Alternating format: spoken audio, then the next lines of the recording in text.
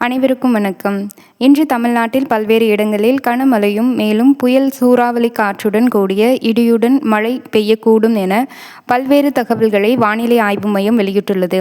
இது பற்றிய விரிவான விளக்கத்தை வீடியோவில் காணலாம். வீடியோவை கடைசி வரை ஸ்கிப் செய்யாமல் பார்க்கவும். நமது சேனலை முதல் முறையாக பார்ப்பவராக இருப்பின் சேனலை சப்ஸ்கிரைப் செய்து கொள்ளுங்கள்.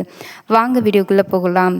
தமிழ்நாட்டில் இன்று பல மாவட்டங்களில் மழைக்கு வாய்ப்பு இருப்பதாக இந்திய வானிலை ஆய்வு மையம் தெரிவித்துள்ளது. கனமழைக்கு வாய்ப்புள்ள மாவட்டங்கள்: நீலகிரி, கோவை, தேனி, திருவண்ணாமலை, விழுப்புரம், கடலூர், காஞ்சிபுரம், செங்கல்பட்டு. மேலும் புதுச்சேரியில் ஓரிரு இடங்களில் கனமழைக்கு வாய்ப்புள்ளது.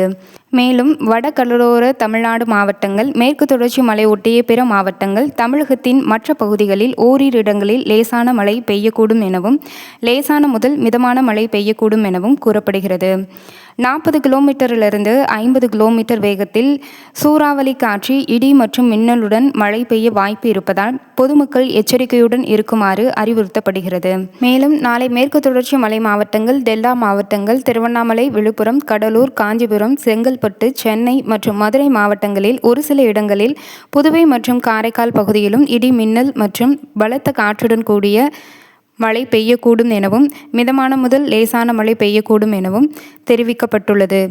இந்த மழையானது இன்று முதல் 7ஆம் தேதி வரை நீடிக்க அதிக வாய்ப்புள்ளதாக கூறப்படுகிறது.